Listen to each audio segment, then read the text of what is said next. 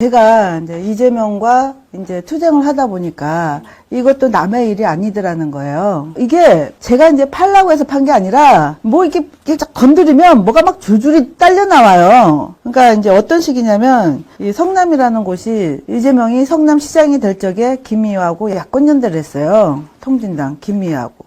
그래서 성남의 모든 이권의 반을 경기 동부연합 통진당하고 나누는 공동정부로 수립을 한 거예요. 성남이라고 하는 곳의 실정을 이제 조금 알게 되실 거예요. 그리고 지금 차이나타운에 대해서도 얘기를 했는데, 박근혜 탄핵의 주범이고, 통진당 부속단체인 진보연대의 수장이 이 모든 거를 하고, 이제 그러니까 이재명의 권한으로 시립병원 이사로 꽂아줬어요. 이 박서군이 누구냐면은, 통진당 부속단체인 진보연대 수장이자 박근혜 퇴진본부의 주동자이고, 민원연 대표이고, 여기에 이제 가장 여기에서도 좀 관심을 가질 만한 사안인 외국인 이주 노동자 인권 모임의 실행위원장이에요. 모든 거를 가지고 있다라고 생각을 해보시면 돼요. 통진당과 이재명이 불법 체류 외국인 다문화에 집착하는 이유가 여기에 있다. 이렇게 얘기를 생각을 하시면 돼요. 이 모든 노선이 친중, 친북 이런 키워드인데 알다 보면은요, 이게 굉장히 좌파가 있는 모든 도시들이 이 차이나타운이 많이 번성을 해요. 성남도 마찬가지예요. 이재명이 성남시장이 되고 나서 이 차이나타운 말도 못해요. 거기에서 벌어지는 일들이 어떤 거냐면 불법 체류자가 많으니까 일단 범죄가 많죠, 일단. 범죄 우범 지역인 거예요. 그리고 이 차이나타운이 들어오면 저는 저희 회원들이 차이나타운에도 있기 때문에 이 실정을 저는 차이나타운 속에서 전부 다 보고 이제 겪은 사람이에요. 차이나타운이 하나가 오게 되면 상권이 초토화가 돼요. 왜 초토화가 되냐면 일단 모든 물건들이 중국에서 와요. 식자재고 뭐고 다. 돈의 흐름이 어떻게 되냐면 여기는 자기네 거 가지고 와서 자기네 거 장사해서 자기네 중국으로 가는 그런 거예요. 그리고 또 오게 되면 상권의 권리금이 엄청나게 비싸져요. 그러면서 다 잠식을 해가요. 차이나타운 있는 데서는 한국인들이 다 쫓겨나는 거예요. 그리고 주변 집값 이런 거 다 폭등시키고. 근데 이게 이재명이 성남시장이 되고 나서 이게 굉장히 불법으로 많이 늘어났어요. 성남 차이나타운은 잘 모를 거예요. 인천 차이나타운이나 영등포 차이나타운은 알아도 성남도 그렇게 발전을 하고 있다라는 거는 잘 모르실 거예요, 아마. 그런 맥락을 보면은 이 정부가 지금 하고 있는 일들이 제가 이제 이렇게 시민단체를 많이 이렇게 돌아다녀 보면은 각자 자기 일에 몰두해 있어요. 이렇게 차이나타운 공자학원 하시는 분은 공자학원, 또 이렇게 부정선거 하시는 분은 부정선거, 이게 다 하는데, 제가 이거를 다 겪고 보니까 이 모든 몸통은 이재명이더라 이건 거예요. 박근혜 퇴진의 돈줄, 자금도 저는 이재명이라고 봐요. 경기 동부연합 세력이. 정부를 수립을 해가지고 각종 이권, 청소영역 나눔이라든지 이런 걸 하면서 경기 동부연합의 세력을 많이 확산을 시켰죠. 그리고 퇴진본부의 본부장인 박서군이가 이거를 주도를 했고, 그리고 시립병원에 이사로 꽂아줬고, 제가 이제 이런 거를 다 보다 보면 결국은 이 모든 거는 돈 싸움이잖아요. 이 우파에는 별로 돈이 없어요. 왜 그러냐면, 자기 주머니에서 내놓기 때문에 한계가 있어요. 사무실도 다 요 정도야. 이 정도도 괜찮은 거예요. 큰 거예요. 좌파는 자기 돈 안 써요. 단 한 푼도. 다 남의 돈이에요. 나라 돈이 내 돈인 거예요. 네 돈도 내 돈인 거고. 남의 땅도 내 땅인 거예요.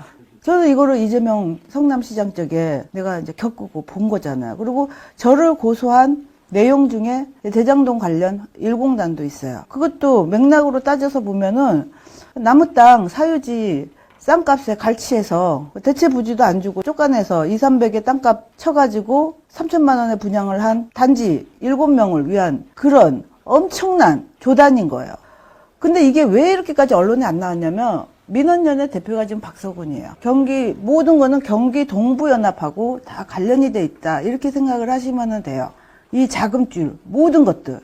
지금 택배노조의 수장도 마찬가지로 경기 동부연합 세력이에요. 그리고 민노총의 수장 양경수도 이석기 라인이고. 그러니까 이거를 이해하지를 못하면 성남의 이제 조그만한 일개 지자체장이라고 너무 관심들을 안 가지시는 거예요. 근데 이 성남에서 무엇이 벌어졌는지, 뭐가 어떻게 해가지고 이재명이 성남시장이 되고 지금까지 이렇게 컸는지는 잘 몰라요, 사람들이. 얘는 대권을 위해 가지고 내가 볼 적에는 경기 동부연합의 바지사장이라고 봐요. 그거를 세워놓고서 각종 이권들은 이제 뒤에서 챙기는 세력이 다 있겠죠, 그게. 지금 이재명이 발언하는 모든 것들을 보면은 이게 사회주의적인, 공산주의적인 발언을 하는데 이것이 설마 그러잖아요. 정말 성남에서는 집 뺏기고 땅 뺏기고 친 분들 많아요. 그냥 막 공시지가로 때려버리고 나가라 그러고 막 이래가지고 말로만 빈민 뭐 이런 거 외쳤지. 정말 이게 기사 한 줄 안 나요. 언론도 다 장악했지. 언론도 요번에 보시면 알겠지만 그 남욱이 와이프 있죠.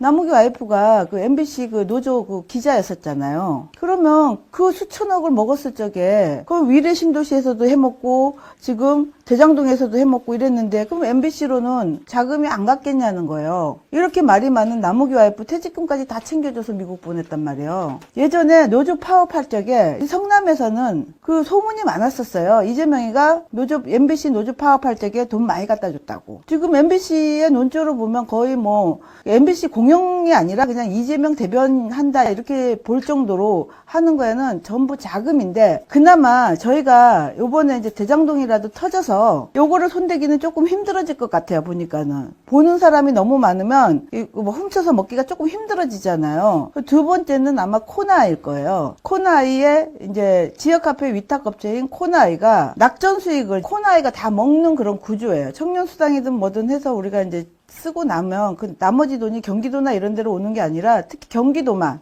희한하게 다른 지역은 조금 다르다고 그러더라고요. 그 낙전 수익을 코나아이가 다 먹는 구조인데 이 코나아이가 누구 거냐? 저는 이것도 이재명의 비자금의 한 줄기라고 저는 이렇게 생각을 해요. 왜 그러냐면 저를 고소 고발 대리를 했던 땡땡이라고 하는 여자애가 저를 고소하고 성남시청 주무관이 되고 그 다음에는 지금 코나아이 상임이사가 됐어요. 망해져 갖고 있던 코나아이라고 하는 조그만한 회사가 이재명을 만나서 기하급수적으로 늘었고 대표의 연봉이 6억이라고 그러더라고요. 그 정도인데 일개 마술사 정말 공중부양하고 있었던 마술사인 저를 고소하고 난 다음에 코나아이 상임이사까지 됐어요. 기사로 나왔는데 그 기사가 터지기까지도 저는 고소폭탄을 맞고 살았었어요. 지금이야 이제 대권 후보니까 중앙 매체에서도 좀 이렇게 하고 이러는데 이재명의 정체를 너무 모르다 보니까 기자분들도 저한테 자료를 굉장히 많이 요청을 많이 해요. 심지어 뭐 이렇게 조폭 연루도 있지, 뭐도 있지. 그러니까 조폭 얼굴들 아시는 분들도 없잖아요. 그러니까 이제 이게 이 사람이 조폭이 맞습니까, 안 맞습니까? 이런 것까지도 심지어 TV조선이나 이런 데서까지 저한테 체크를 해요. 워낙에 고소를 좋아하니까. 그러니까 내가 얘기를 했어요. 이게 고소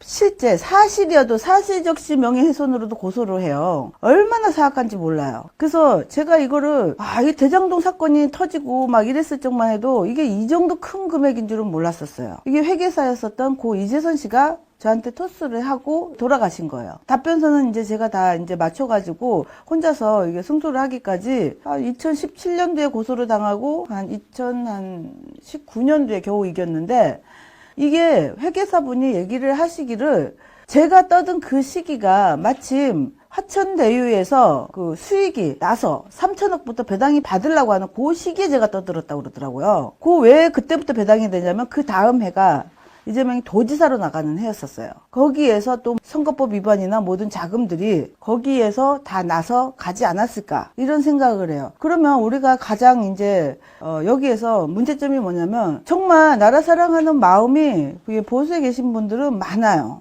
근데 어떻게 해야 될지는 몰라요. 왜? 싸워본 적이 없으니까는요. 아니 저도요 정말 빨갱이 있어 이러면 저 진짜 없는 사람인 줄 알았어요. 근데 내가 이걸 해서 보니까 너무나 거대하고 너무나 엮여있고 지금 대법원도 그냥 돈으로 살 수 있는 그런 시대인 거예요. 권순일이가 화천대유에서 튀어나올 줄 누가 알고 박영수가 거기서 나올 줄 누가 알고 곽상도가 거기서 나올 줄 누가 알았겠습니까? 곽상도가 야당 힘없는 야당 의원이 50억이에요. 최하. 그리고 지금 시의원들 민주당이 그때는 쪽수가 좀 작아가지고 하니까 그거를 회유하려고 새누리당 시의원들 끌고 가면서 2, 30억씩 줬다고 그래요. 그러면 여당 당대표 그리고 자기 선거법 없애준 권순일 이런 사람들한테 얼마가 갔는지는 자기가 아무리 그거 변호사 그거 얼마 2억 줬다 3억 줬다 그게 말이 되냐고요. 과연 제가 이거를 이재명하고 수년을 투쟁을 하면서 느끼는 게 뭐냐면 많이 알리는 거 외에는 방법이 없다. 제가 그렇게 생각을 한 거예요. 왜? 어차피 얘들은 나라 돈이 자기 돈이에요. 이걸 어떻게 감당할 수 있는 능력이 안 되는 거예요. 세금이 자기네 돈인데 내 호주머니에서 내놔서 요만한 이제 이 사무실이나 이런 거를 가져가지고 하는 우파는 상대를 할 수가 없어요. 조직력, 금액, 그리고 이재명을 내가 이렇게를 겪다 보니까 첫 번째는 고소고발 공동체예요. 이재명을 위해서 고소고발 해주는 팀들이 있어요. 시민단체, 관변단체도 있고 고소고발 공동체, 그리고 전과자 공동체들이에요. 그 전과자들을 그렇게 다 쓰니까, 그리고 거긴 조폭 연류도 있죠. 그리고 특혜 채용 공동체, 그리고 쌍욕 공동체, 욕들도 정말 잘해요. 난 정말 놀랄 정도예요. 이런 애들이 이재명만 딱 지지를 해주면 한 자리가 딱 보장이 돼요. 무조건 6급 팀장이 1급 기관장이 되고. 이러니까 이거를 우리가 어떻게 이기겠냐 이거예요. 제가 그거에 대해서를 몇 년을 고민을 했는데 결론은 그건 거예요. 국민이 깨어나지 않는 한 답이 없다. 이 돈이라는 게 나라 돈 뭐 도둑질에다가 쓰지 않는 이상은 이게 한도가 다 있는 건데, 그러면 쟤네 세력을 어떻게를 할 것인가. 제가 그 생각을 많이 했는데, 국민이 깨어나고 많이 알리고 계몽하는 거 외에는 이제 방법이 없다. 저는 그거를 수년 동안 깨달은 거예요. 사람이 자기네 어떤 목적을 위해서, 자기 어떤 꿀단지를 위해서는 사람 하나 납치하고 정신병원에 가둘 수 있고, 행정입원이 있다는 것도 사람들이 몰라요. 행정입원이 지자체장의 권한일 뿐더러 특히 또 그것도 있더라고. 제가 이제 지자체장 권한에 대해서 이렇게 하다 보니까 그 잡혀 있는 데서는 뭐 신체 뭐죠? 이게 뭐 기부하는 뭐 그런 거를 많이 하게끔 해요. 아주 좋은 것인 것처럼 죽으면 그거 장기 같은 거를 기부하게 하는 거. 내가 그거를 몰랐는데 지자체장 권한 중에 뭐가 있냐면 몰수된 마약 있죠. 몰수된 마약의 폐기 처리 권한도 지자체장이 가지고 있어요. 근데 그게 안 지켜지고 있었던 곳이 이재명 성남시예요. 그럼 몰수된 마약이 폐기를 해야 되는데 그게 제대로 안 지켜지면 그 마약이 어디로 갖고 있겠어요? 아니 막말로 어떻게 보면 자기 친한테 나눠줄 수도 있는 거잖아요. 그리고 행렬병자나 이런 사람들 행정입원도 가능하지만 죽잖아요. 이 장기 처리 권한이 지자체장이 있더라는 거예요. 이게 얼마나 무서운 일이에요.